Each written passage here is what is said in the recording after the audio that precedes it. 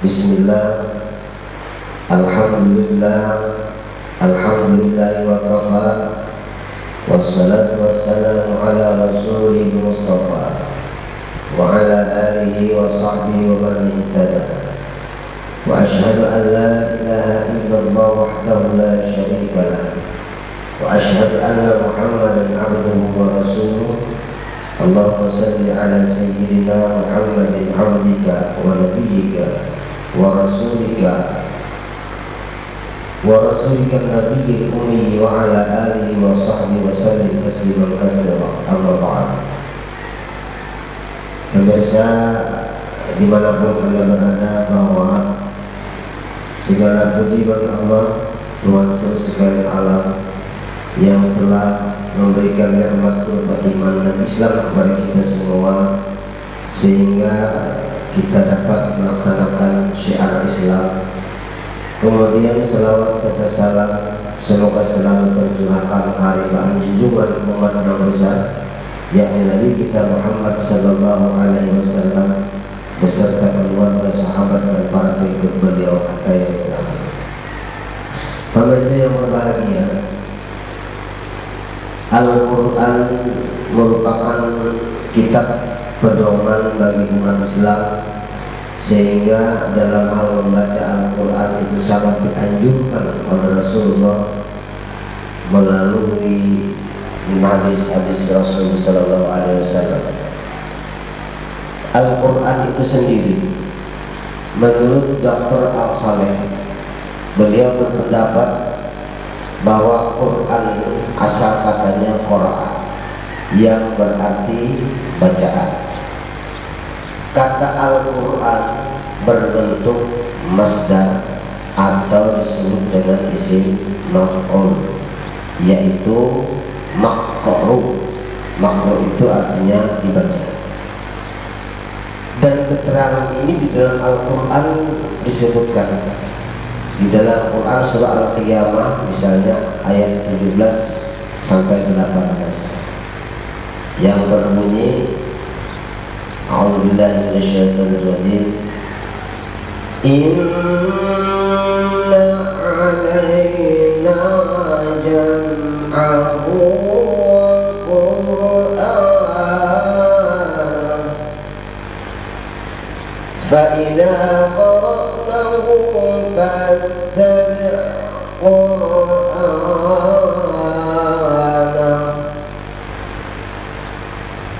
Sesungguhnya mengumpulkan Al-Quran di dalam dadamu, ujar Tuhan, dan menetapkan bacaannya pada lidahmu, itu adalah tanggungan kami. Karena itu jika kami telah membacakannya, hendaklah kamu ikuti bacaannya sesuai dengan aturan yang ada. Pemirsa yang berbahagia, ternyata Al-Quran ini menurut kajian para ulama bahwa yang dinamakan Al-Quran itu adalah yang pertama kalam Allah. Kalam Allah subhanahu wa ta'ala yang merupakan mukjizat yang diturunkan atau diwahyukan kepada Nabi Muhammad sallallahu alaihi wasallam, dan ia ditulis di mushaf, ditulis, diriwayatkan dengan mutawatir, serta apabila membacanya adalah ibadah. Itu namanya Al-Quran. Nah, ternyata setelah dikaji lebih mendalam lagi, ternyata Al-Quran itu bukan hanya satu nama, satu-satunya nama daripada kitab Allah. Kitab Allah bukan saja Al-Quran, yang Al-Quran itu saja namanya bukan saja Al-Quran gitu maksudnya, tetapi dia berbagai macam nama. Di antaranya disebutkan di dalam Al-Quran itu sendiri bahwa Al-Quran itu namanya adalah Kitabullah, kitab Allah. Ini terdapat dalam surah Al-Baqarah ayat 2 dan surah Al-An'am ayat 114. Di dalam surah Al-Baqarah ayat 2 ini berbunyi, Zalikal kitabu la raiba fihi hudan lil muttaqin. Kitab atau disebut dengan Al-Quran tidak ada keraguan padanya, petunjuk bagi orang yang bertakwa. Keterangan kitab karena diperintahkan untuk menulisnya. Kemudian di dalam surah Al-An'am ayat 114 Allah juga menyebutkan tentang kitab ini. Afaghayrallahi abtaghi hakaman wa huwa alladhi anzala ilaykumul kitaba mufassala والذين آتيناهم الكتاب يعلمون أنه منزل من ربك بالحق فلا تكونن من الممترين. Maka patutkah aku mencari hakim selain daripada Allah, padahal dialah yang telah menurunkan kitab yang berupa Al-Quran kepadamu dengan terperinci. Orang-orang yang telah kami datangkan kitab kepada mereka, mereka mengetahui bahwa kitab Al-Quran itu diturunkan dari Tuhanmu dengan sebenarnya. Maka janganlah kamu sekali-kali termasuk orang-orang yang rugi. Ini nama lain daripada Al-Quran. Artinya ada di dalam surah, ada namanya yaitu Alkitab.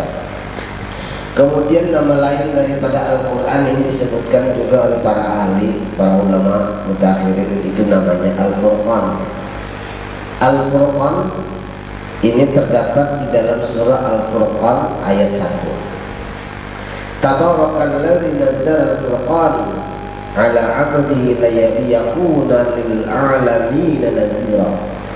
Maha suci Allah yang telah menurunkan Al-Furqan kepada hambanya agar dia pemberi peringatan kepada seluruh alam. Furqan,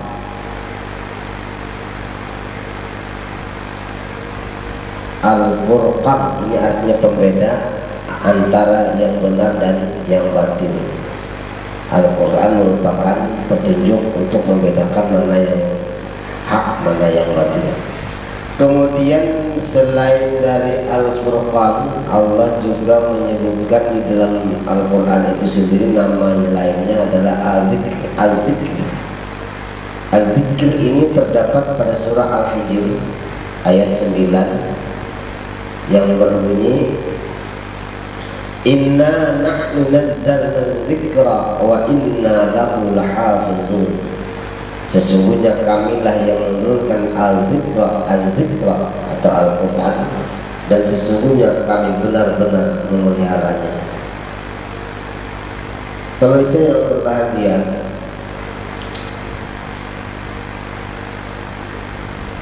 menurut Imam As-Suyuti dalam kitabnya Al-Itqan menyatakan ada tambahan nama lain dari Al-Quran, dari yang kita sebutkan tadi. Nama lain daripada Al-Quran yang kita sebutkan tadi, yaitu menurut pendapat beliau Al-Quran bisa disebut dengan Al-Mubin. Al-Mubin artinya nyata, Al-Kalim ini mulia, Al-Kalam, kalam atau kalimat atau perkataan dari Tuhan.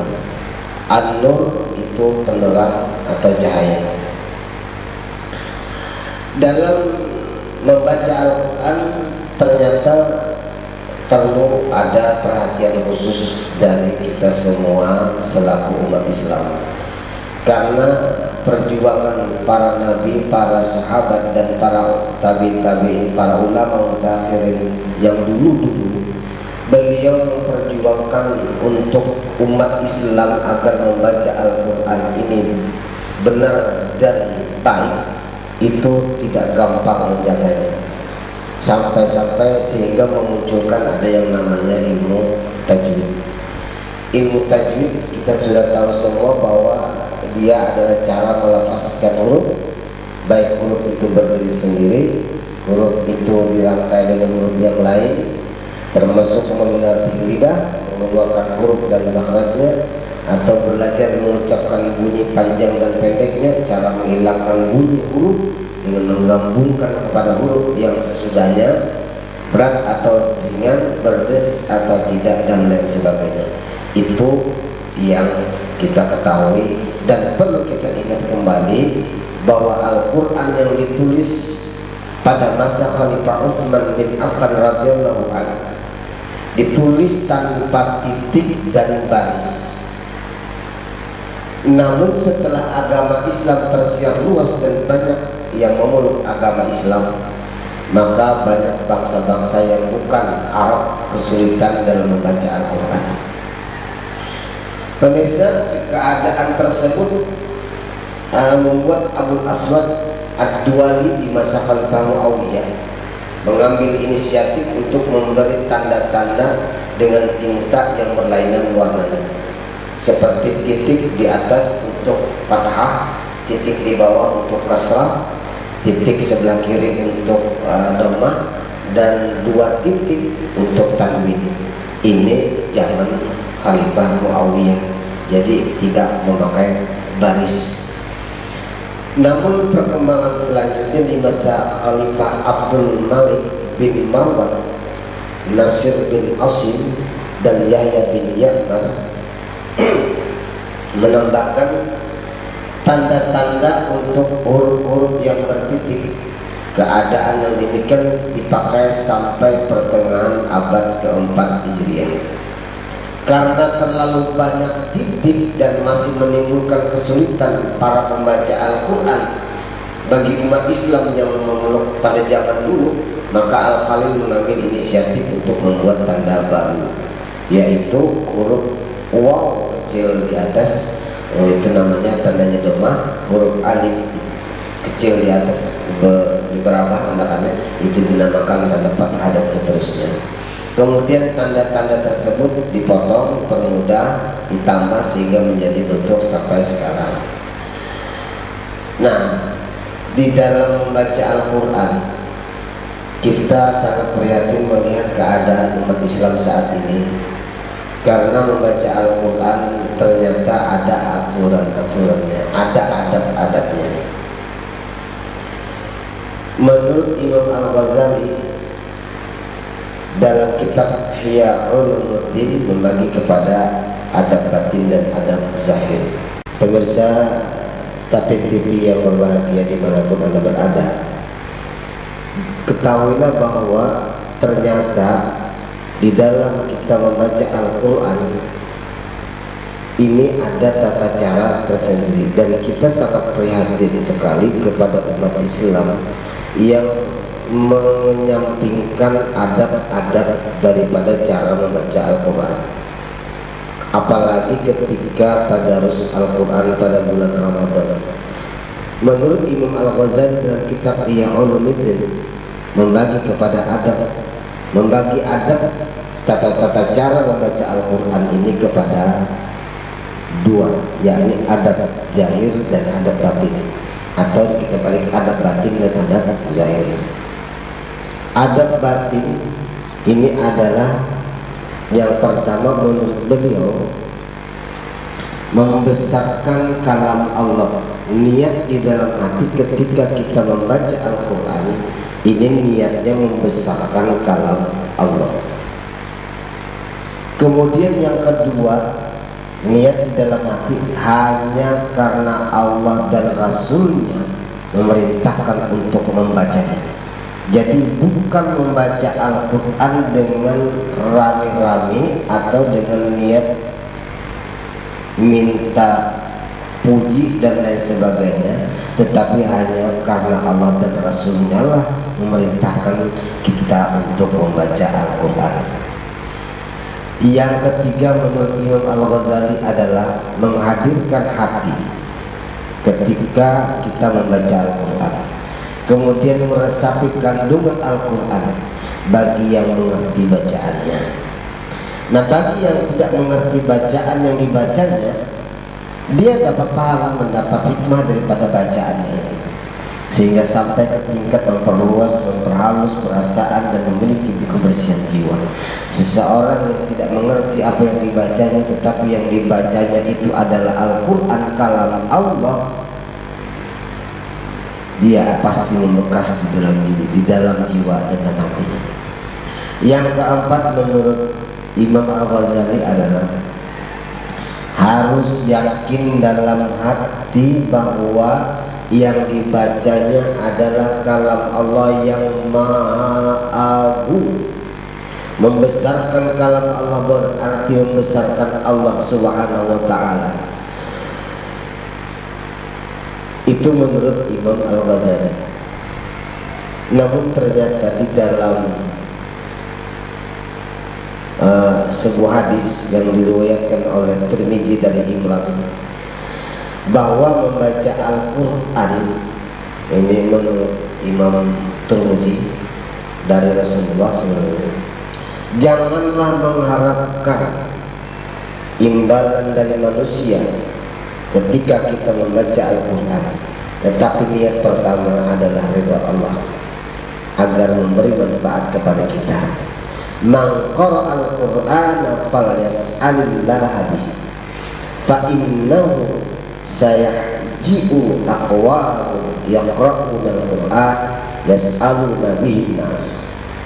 Barang siapa yang membaca Al-Quran, maka hendaklah ia memohon kepada Allah dengannya, maka sesungguhnya akan datang kaum yang membaca Al-Quran yang dengannya mereka meminta-minta kepada orang-orang. Pemirsa Takwin TV yang berbahagia dimanapun Anda berada, itu adalah adab batin. Sedangkan adab zahir atau akhlak zahir kita ketika kita membaca Al-Quran menurut Imam Al-Ghazali ada beberapa, di antaranya satu, sunnah dalam keadaan suci dari hadas.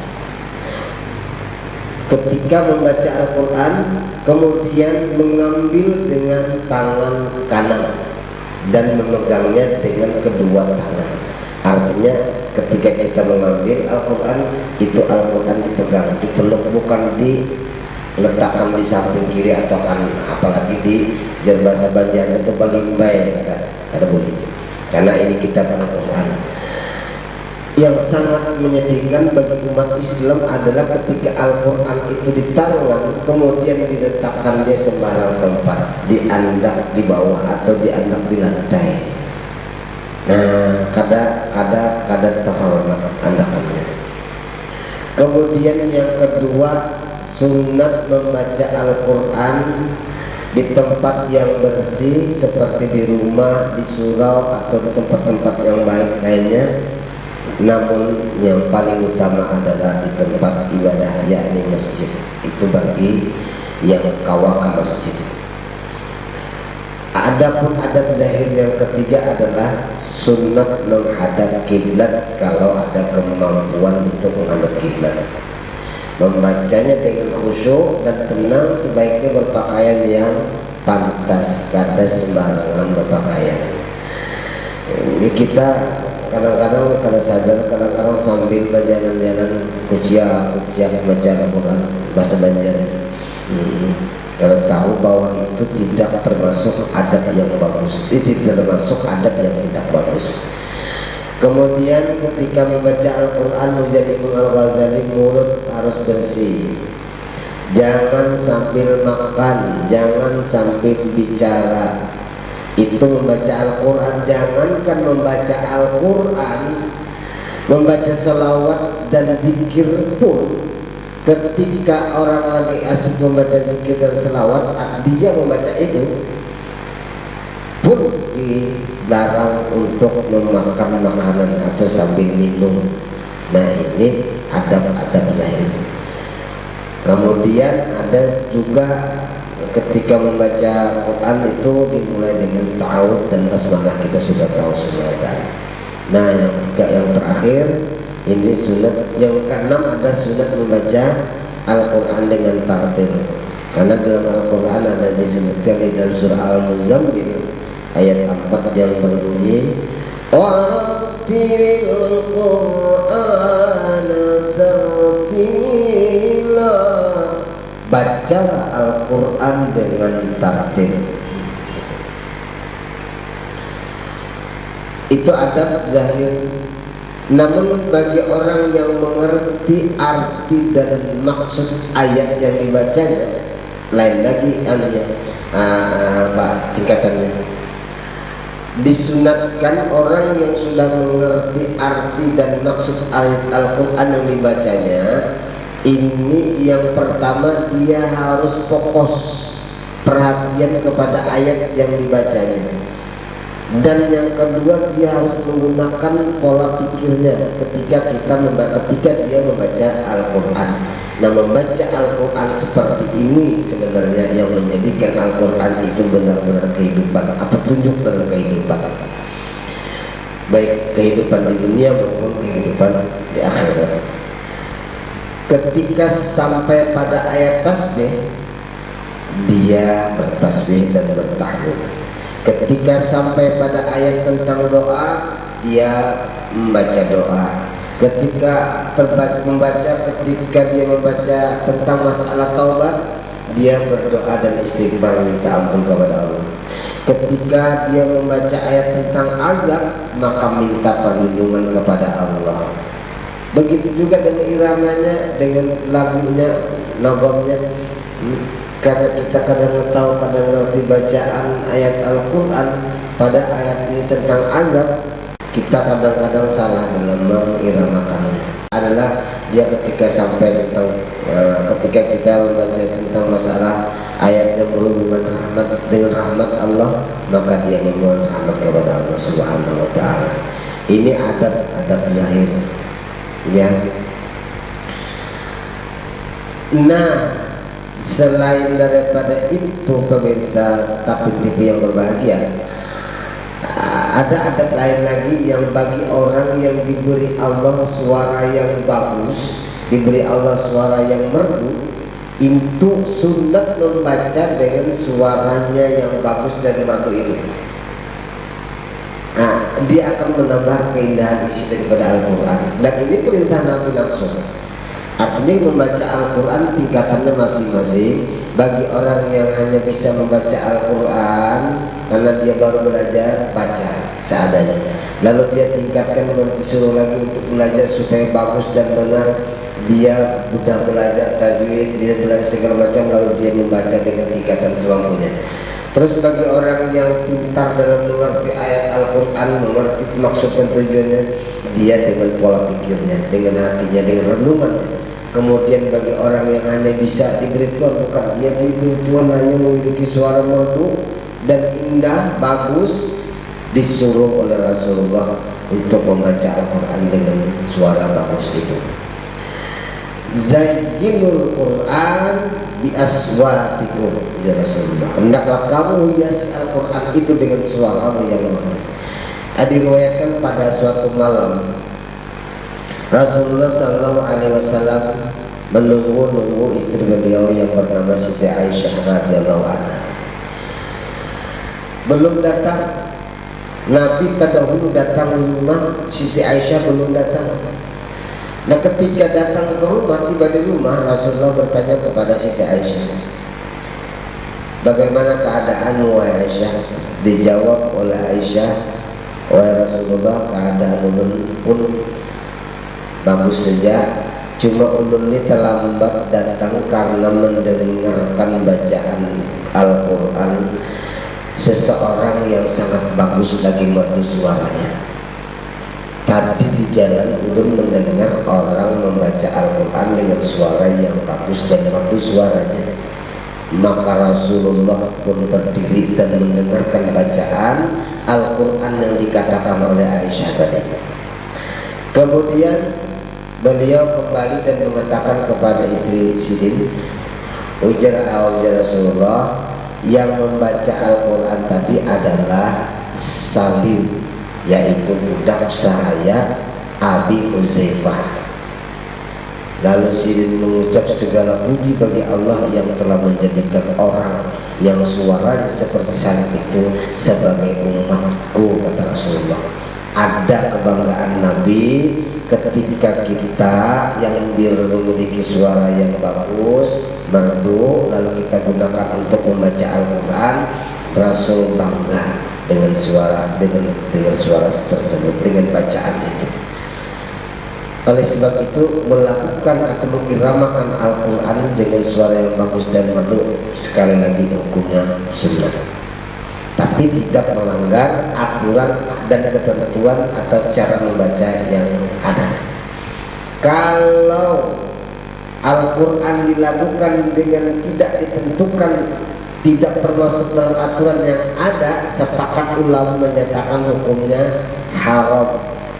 Orang yang membacanya dianggap fasik dan orang yang mendengarkannya turut berdosa. Jadi irama Al-Quran itu tidak ada aturan. Bacaan Al-Quran ada aturan. Ketika membaca Al-Quran karena hendak berbicara dengan orang lain pun, lalu dia berhenti sedangkan ayat yang dibaca belum selesai, maka sangat tidak elok dia berbuat demikian, menghentikan Al-Qurannya kecuali setelah selesai kalimat ayat Al-Quran lalu dia ucap sadaqallahul azim, sadaqallahul azim. Selesai Al-Quran dibaca seayat tadi, baru dia berbicara dengan orang lain. Ini yang dimaksud dengan akhlak secara zahir. Ya, kemudian kenapa hal tersebut selalu disampaikan? Karena kita khawatir jangan-jangan Al-Quran ini menjadi kitab biasa sehingga banyak yang meremehkannya. Kita sudah melihat Al-Quran seperti ayat-ayat Al-Quran yang berada di dalam surah yang pendek yang bernama surah Yasin, surah Waqiah, surah pendek-pendek itu dibukukan kecil-kecil kemudian meletakkannya sembarangan, padahal dia termasuk ayat Al-Quran. Begitu juga kalau kita waktu menyetel, menyembunyikan kaset, ketika kaset itu membaca Al-Abur bersuara dengan suara Al-Quran, menghentikan kasetnya pun seharusnya setelah selesai ayat yang dibaca baru dimatikan kasetnya. Jangan asal picik ketika ayat lagi nyaring-nyaringnya bersuara ulaik, mati langsung karena belum dimatikan. Tuntungakan dulu, tuntungakan ulaika ala hudan min rabbihim wa ulaika humul muflihun. Sudah kita ketika mengklik itu kalimat dari keluar dari mulut kita adalah sadaqallahul azim. Nah, itu adab di antara adab-adab zahir yang harus kita sampaikan dan kita amalkan pada diri kita masing-masing, yang alhamdulillah kita pada saat ini mempelajari tentang tajwid. Dan seperti biasa, pemirsa Tapan TV di mana-mana Anda berada, yang sebelah kanan adalah Nafisah, saya dan Nafisah. Kemudian yang satunya adalah Nur Akhi Amalia, ya. Kemudian di samping sebelah kiri ini Nur Mar'atul Gina, dipanggil dengan Gina. Ada yang tadi dipanggil dengan Aziza, ada yang ini kakak bin Nafisah, yang satunya dipanggil dengan nama Amin. Nah, baik, kita lanjutkan pemirsa KPTV yang berada lagi dimanapun Anda berada. Ada beberapa contoh salah membaca itu ternyata artinya pun salah. Ada contoh di slide di layar kita kan. Jika salah mengucapkan ternyata artinya beda. Baik bisa KPTV yang berbahagia, ternyata ketika kita salah membaca Al-Quran, baik huruf maupun tanda-tanda lainnya, ternyata itu mempengaruhi kepada arti dan makna daripada Al-Quran itu sendiri. Sebagai contoh di layar kita tampilkan, itu ada kalimat yang berbunyi abada. Abada itu pakai tasdid. Baik, itu ada di sana bacaannya abada, pakai tasdid baknya. Kemudian kita membaca abada, abada tanpa tasdid baknya. Kemudian kita membaca yang lain lagi, abada, baknya dipanjangkan, maka itu semua berbeda. Yang satu abada itu artinya mengekalkan, mengabadikan, sedangkan abada tanpa tasdid, kemudian ada alif, biar mukatawa di sana, ada baris dua, itu artinya selama-lamanya.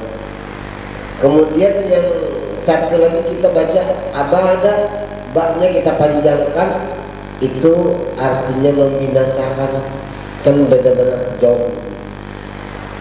Contoh lain namanya abun, abu dengan abun, asal katanya adalah abu, aba, itu yang abu panjang alifnya, dipanjangkan, itu bulan Agustus. Sedangkan abu ada hamzah di atasnya, baris dua, itu bapak atau ayah. Ada lagi contoh umpamanya kita membaca abala, pakai hamzah abala tanpa tasdid baknya, abala yang dulu abalakan, tarahaya itu asalnya. Maksudnya tarahaya di sana ada rahim. Kalau abala hamzah. Lalu kita baca abala, baknya ada tasdidnya, baknya pakai tasdid, itu artinya banyak unta. Nah, jadi baik salah membaca salah arti. Apalagi huruf, umpamanya di dalam situ ada tulisannya asar, dengan kita panjangkan kedua-duanya, alifnya kita panjangkan, saknya kita panjangkan, asar.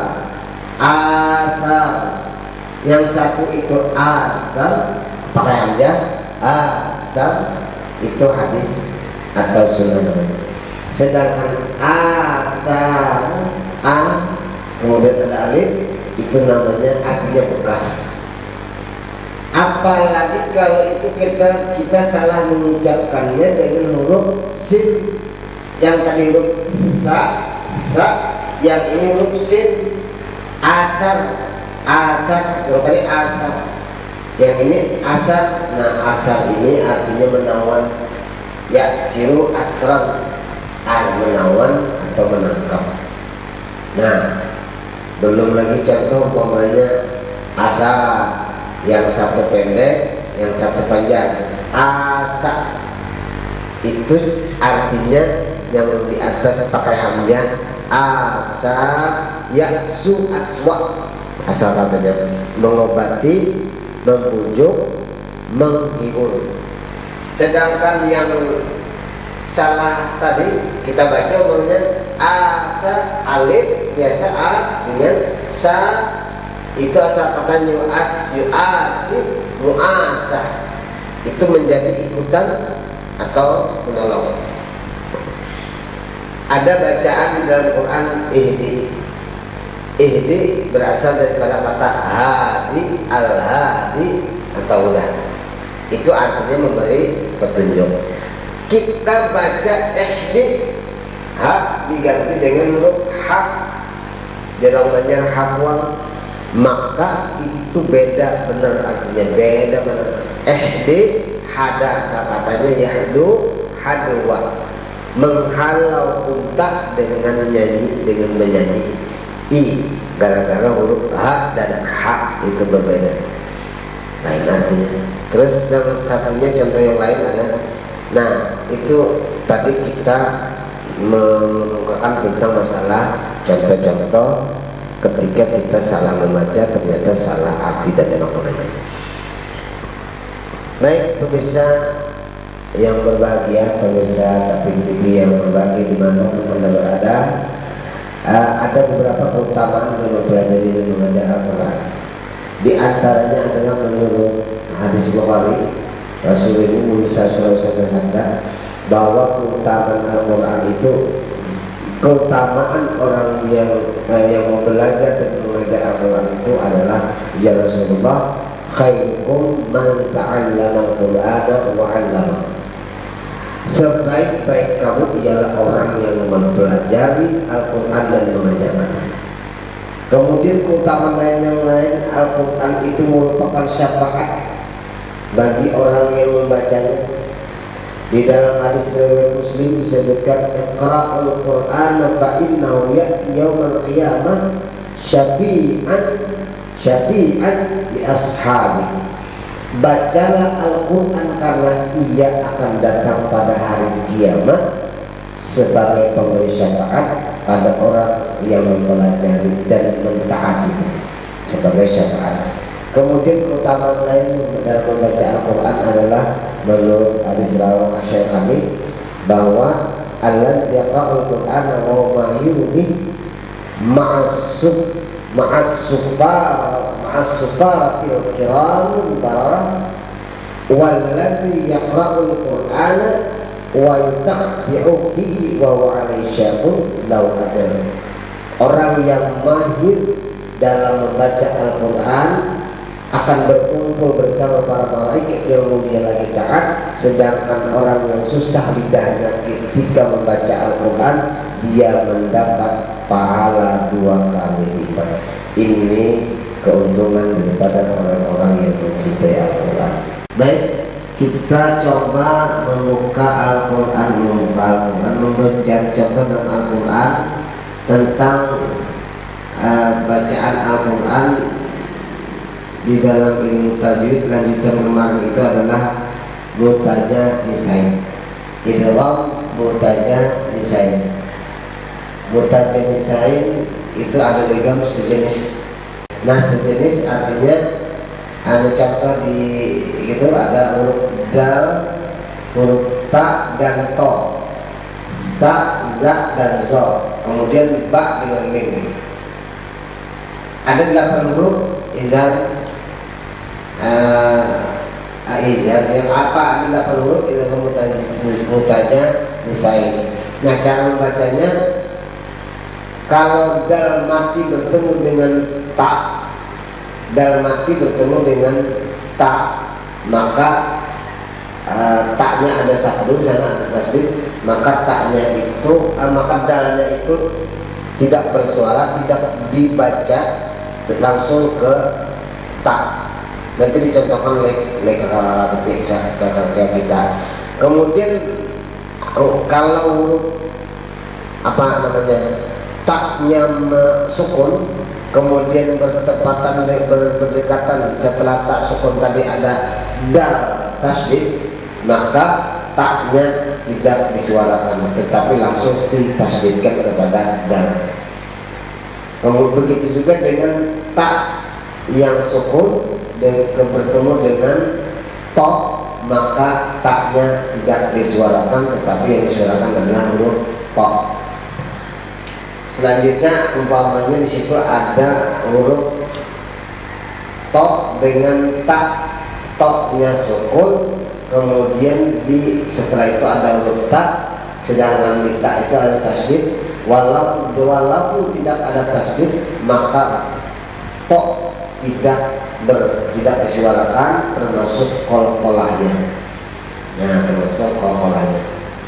Baik, kita coba untuk membacanya. Contohnya akan dibacakan oleh kakak. A'udzu billahi minasy syaithanir rajim. Bismillahirrahmanirrahim. Asa rabbukum an yarhamakum wa in 'adtum 'adla. Ya, ya, ada juga. Apa namanya itu? Teman. Wa in 'udtum 'udna. Ulangi. Asa rabbukum an yarhamakum wa in 'udtum 'udna. Terus ayat yang lain. Qala qad ujibat da'watukuma fastaqima. Qala qad ujibat da'watukuma fastaqima. Fa'amanat ta'ifatun min bani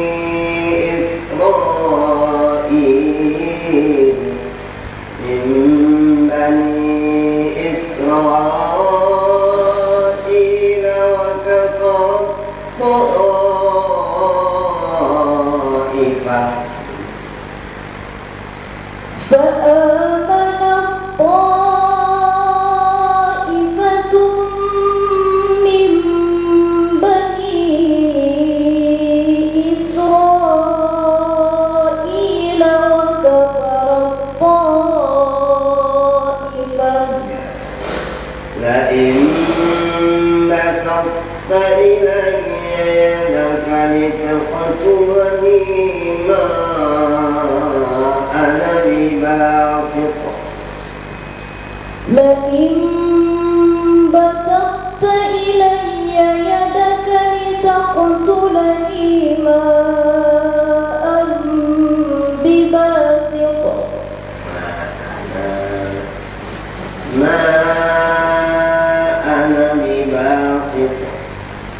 ما أنا بباسط. Ya, itu idgham mutajah nistain. Hurufnya mirip sejenis itu maksudnya adalah baik makhrajul hurufnya maupun sifatnya. Keluarnya huruf seperti huruf da, ta dan ko itu mirip-mirip keluarnya di sana. Kemudian suaranya pun letaknya pun makhrajul hurufnya mirip-mirip. Seperti sa, za dan za sama-sama ujung lidah diletakkan di bagian bawah gusi muka. Sa ilat agak melengkung sama dengan za dan za sama. Jadi itu sejenis itu artinya tempat makhrajul hurufnya sama-sama di tempat makhrajnya. Begitu juga dengan ba dan mim. Coba contoh ba dan mim. Itu ba dan mim bukan di bawah ada di ayat di Quran surah 11 ayat 42. Coba ambil baca. Ya. Quran surah 11 ayat 42. Ya bunayya ma'ana wala kab. Itu ada ba sabdu dengan ba sukun dengan mim. Maka suaranya ba dihilangkan langsung masuk kepada mim. Coba baca. Wala takum ma'al kafirin. A'udzu billahi minasy syaithanir rajim. Bismillahirrahmanirrahim. Rahim. Ya bunayya rkab ma'ana wa la takun ma'al kafirin. Iya, itu contoh sejenis ba dengan mim kan mirip-mirip tuh, sejenis makhraj hurufnya sama dengan ba dan mim keluarnya. Itu ada gitu kan mutaja disayin. Banyak contoh-contoh di dalam ayat-ayat Al-Quran. Tetapi menurut ulama yang berpendapat bukan huruf ba dan mim, tetapi ada yang menyatakan bahwa ada huruf lain pada itu adalah lam dan ro. Lam dan ro. Ada ulama yang berpendapat demikian. Sehingga ada perbedaan dan itu tidak bermasalah karena dia tidak merubah arti. Ada yang menyatakan bahwa ketika lam sukun bertemu dengan ro yang berbaris fathah, maka dibaca bukan waqul rabbi tetapi dibaca dengan waqul rabbi. Nah, itu contoh lain daripada Imam Rokas yang lainnya. Yang lainnya coba silakan. Itu idgham mutajanisain. Coba yang diingat adalah idgham mutajanisain adalah idgham hurufnya berdekatan, yakni sejenis keluarnya pada tempat yang mirip-mirip, bukan mirip lagi sama tempatnya di sana. Itu cara membaca seperti tadi. Kemudian kita lanjutkan kepada idgham mutaqarribain. Mutaqarribain ini lagi berdekatan lagi. Ini bahkan makhraj huruf sifatnya huruf pertama sukun, huruf kedua karena membaca harus diidghamkan dan ditasdid huruf pertama dan huruf keduanya. Ini sudah belajar kita mulai, sudah lanjutkan. Ya, terus lanjutkan. Baik, kita lanjutkan dengan tajwid ya tentang masalah lam mufakhamah. Mufakhamah artinya tebal.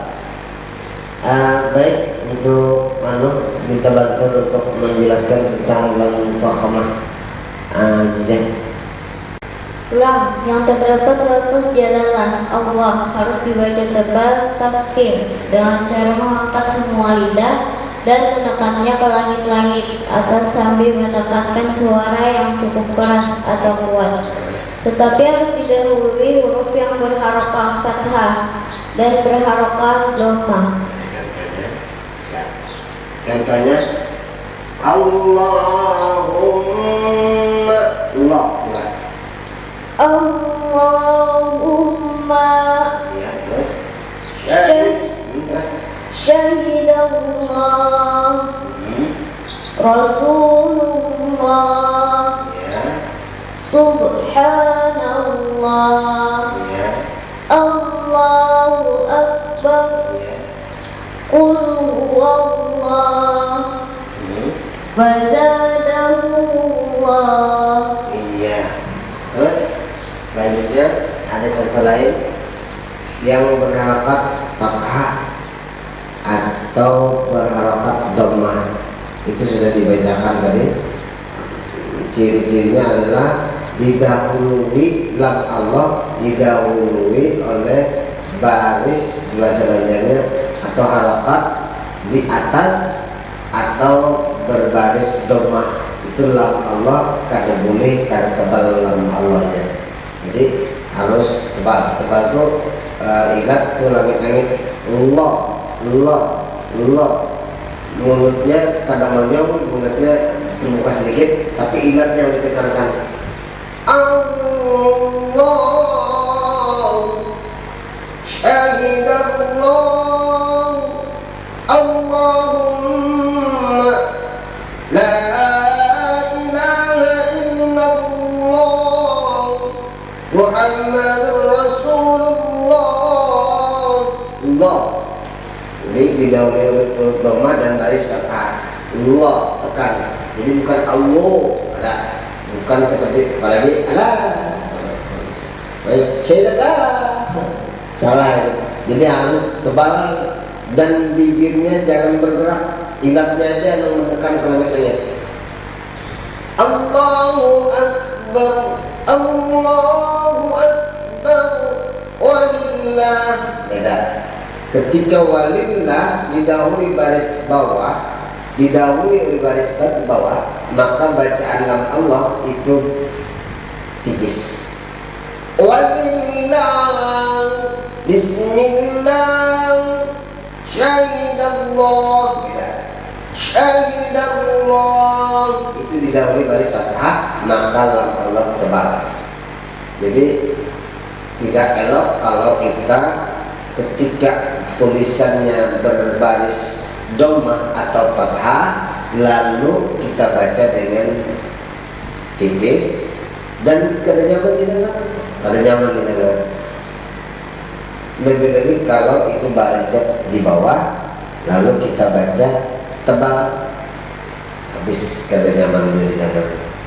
Contoh coba di dalam, coba contoh yang lain ada di dalam surah lain bila. Nah, yang didahului baris di bawah itu banyak contoh di dalam Al-Quran. Di antaranya adalah ya dinillah, dinillah. Namun artinya ketika membaca lam, karena itu ada huruf bidah, jangan sekali-kali bibir bergerak. Bismillah, Bismillah, Dinillah, Alhamdulillah, Lillahi Rabbil Alamin. Nah, jadi lam itu termasuk huruf lidah, dan apabila didahului baris di bawah, sekali lagi dia bacaannya adalah tipis. Iya, kita lanjutkan pelajaran selanjutnya. Kira-kira paham sebenarnya? Kita mencoba. Bismillah. Bismillah. Bismillah. Coba baca Bismillah. Membaca Bismillah bisa jawab. Maksud apa nih? Baik, kita lanjutkan. Nah, selain daripada huruf lam, itu ada huruf ro yang juga berbeda, bisa tipis, bisa tebal. Ro berharokat fathah atau berharokat fathatain dan dhamma, misalnya, maka dia berharokat, maka dia dibaca dengan tebal. Coba minta tolong kepada kakak bisa untuk membacakannya, itu yang tebal-tebal itu.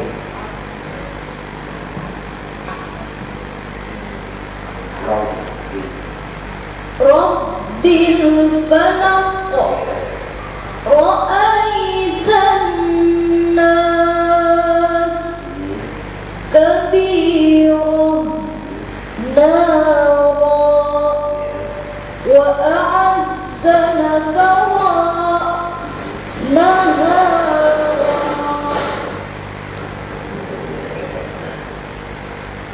Kafaru yansuruna, la yughadiru saghira, narun khairun thawaba, falahum ajrun. Lagi, contoh lain. Iya. Oh, ini dibaca tebal masih. Terus. Wanhar tarmihim fa'atharna la yarji'un, arda zurtum wa ma ursilu syurbal him hatta zurtumul maqabir turja'un. Itu huruf ro dibaca tebal. Ro sukun yang didahului oleh huruf yang berharokat fathah. Ro sukun yang didahului oleh yang berharakat fathah atau dhamma. Apabila ro, sekali lagi kita ulangi, ro sukun, ro mati bahasa Banjarnya, itu didahului dengan huruf yang berbaris fathah dan dhamma, maka dia disuarakan, dibunyikan dengan tebal, seperti yang dicontohkan oleh kakak Nabi Syadri. Coba yang lain, itu ada ro sukun, sedang huruf sebelumnya berharakat kasrah. Baik, kita coba kembali mencoba untuk ro sukun yang masih dibaca tebal. Ro sukun dibaca tebal. Ketika ro sukun ini didahului oleh huruf yang berharakat kasrah. Berharakat kasrah itu tetapi dia tidak pasti dalam bahasa Arabnya, bukan termasuk asal perkataan Arab. Nah, itu boleh tebal. Dan atau berharakat kasrah asli, tetapi sesudah ro berupa huruf isti'la. Huruf isti'la itu adalah huruf kha, sa, do, go, to, zo, dan ko. Itu isti'la ada 7. Ada 2 ro sukun, sekali lagi ada 2 ro sukun yang dibaca tebal apabila yang pertama didahului atau sebelumnya ada huruf sebelumnya yang berharakat kasrah, berharakat di bawah, barisnya di bawah dari bahasa Banjarnya, tetapi barisnya ini gak ada asli. Nah, ini yang mengetahui ini adalah orang-orang yang mengerti tentang tata bahasa Arab. Kemudian ada ro yang dibaca tebal juga, tetapi huruf sebelumnya itu berharakat kasrah asli, tetapi sesudah ro itu ada huruf isti'la. Jadi syaratnya pertama berharakat di bawah, didahului oleh harakat di bawah atau baris di bawah.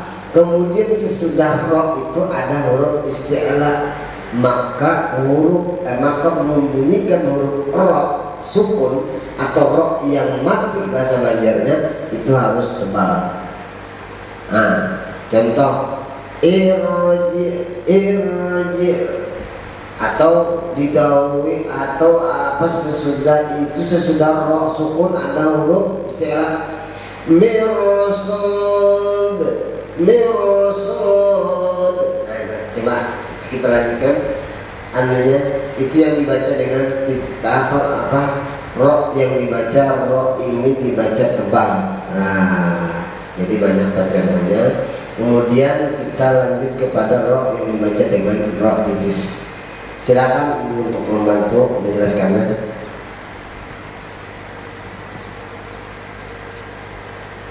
Ro dibaca tipis adalah berharokah kasroh dimanapun letaknya, pada suatu perkataan, di awal, di tengah, maupun di akhir, baik pada kata kerja yaitu fi'il ataupun pada kata benda yaitu isim.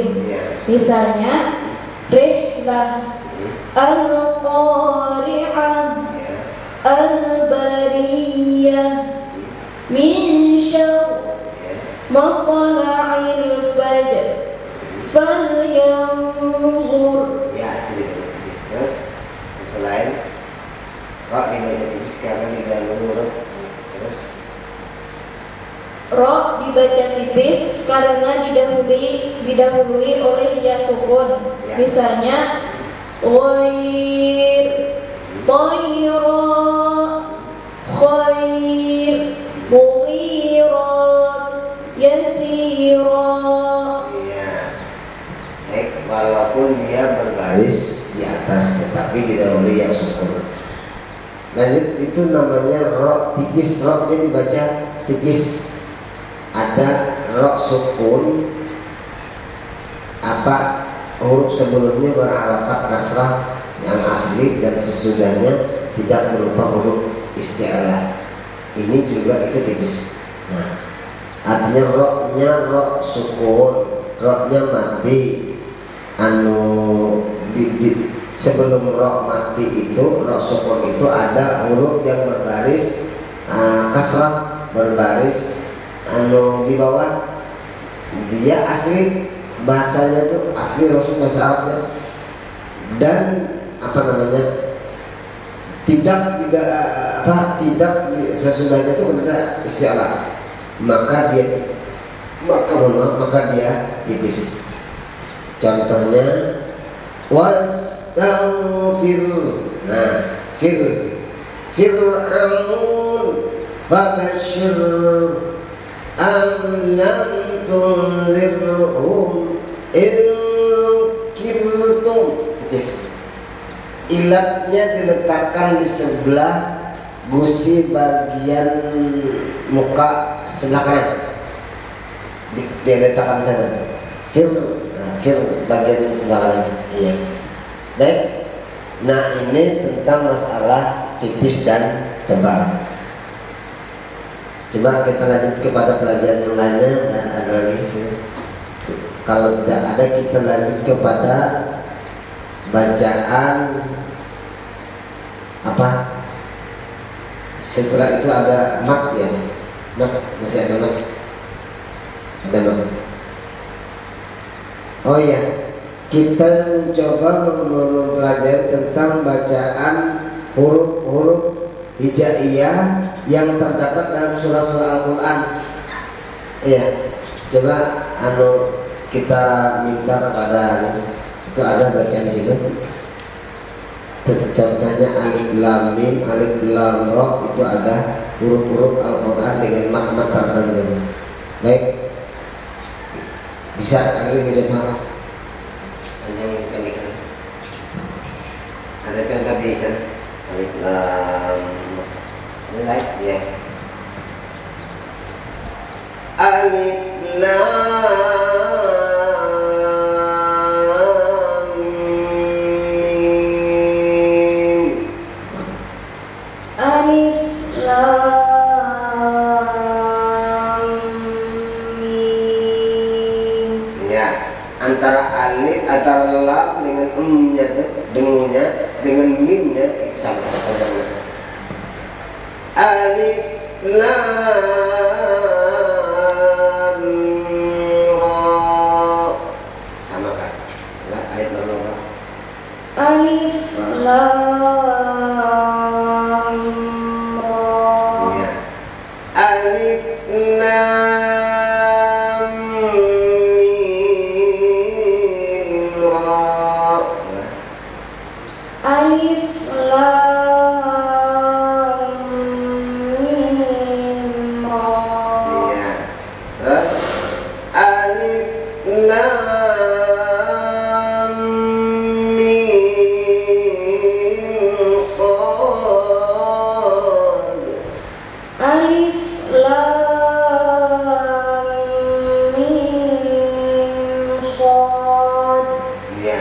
Kok ada kokolannya, ada dalnya. Sad. Iya. Alif lam mim sad.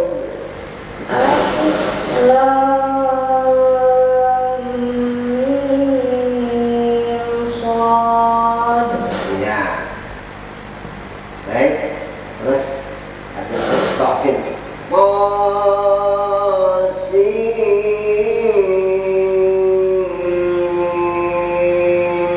Coba. Tosin. Iya. Tosin. Coba. Tosin. Hamim. Hamim. Hamim.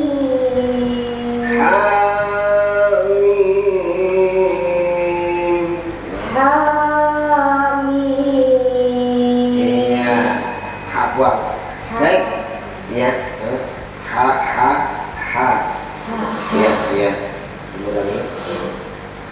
Hamim. Ya. Baik, yang lain contoh mencontohkan si Jack. Kakaknya, kakak, jangan, iya, aja, kap ya. Kaf, ya, ain, sod. Nah, oh, kaf, ya, ain, sod. Ada ikhfanya bisa. Kaf, ya, ain, sod. Nah, Kaf ha ya ain sad. ya. Kaf, ya, ain. Nah, tadi ikhfanya. Kaf, ya, ain, sod. Gimana? Kaf ha ya ain sad. Iya. Terus Qaf. Qaf Ya. Qaha. Ya. Qaha Iya. Yasin. Yasin Nun. Nun Sad. Sad Ya. Hamim. Ain, sin, qaf. Hamim Ain Sad.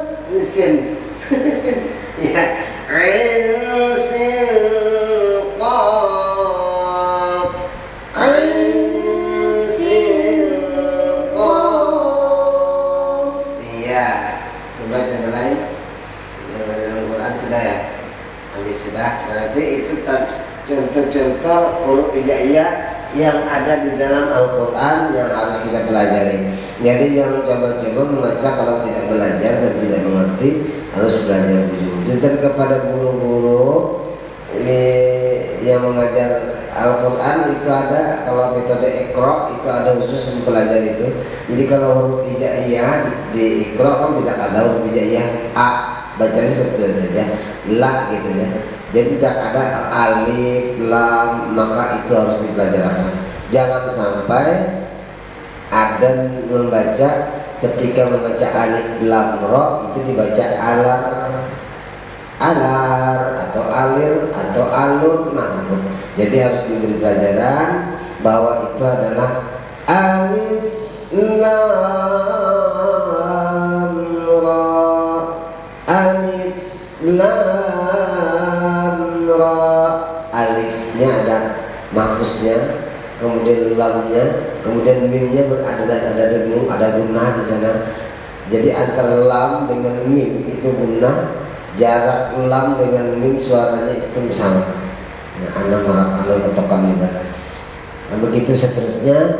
Ada di sana juga huruf tadi kita dengar bahwa ada yang namanya alif lam mim sad, ada namanya kaf ya ain sad, dan itu harus diberikan pelajaran, harus kita ulang-ulang kaji sesuai makharijul huruf yang ada.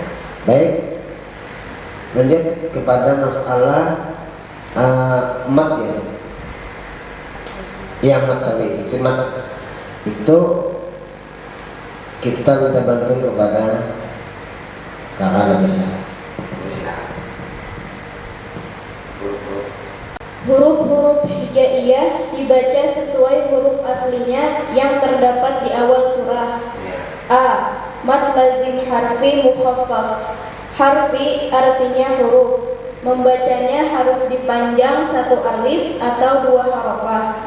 Mad tabi'i, asli, dan huruf mukhaffaf yang terdapat pada awal surah yaitu ha, ya, to, ha, ro. Misalnya Toha, Yasin, Hamim, Alif, Lam, Ra. Iya.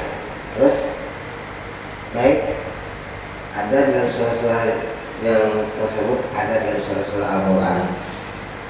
Kita lanjutkan kepada tentang selanjutnya pelajaran nomor salah yang lain, bis mat lazim harfi mat tentang ya. Baik, untuk pelajaran ini kita cukupkan dulu sampai sini. Kita selanjutnya pelajaran tentang mat, tentang panjang pendeknya bacaan. Insya Allah kita akan kita lanjutkan pertemuan pada yang akan datang. Dan pemirsa Tapin TV yang berbahagia dimanapun Anda berada, pelajaran tentang masalah tajwid pada kesempatan ini kita cukupkan. Nanti kita lanjutkan tentang pelajaran masalah mat atau tanda panjang pada pertemuan akan datang. Insyaallah, mudah-mudahan Allah mengizinkan. Subhanallah wa bihamdihi, astagfirullah wa atubu ilaih. Allahumma arhamna bil Qur'an waj'alhu lana imaman wa nuran wa hudan wa rahmatan. Allahumma zakkirna minhu ma nasina wa 'allimna minhu ma jahilna warzuqna tilawatahu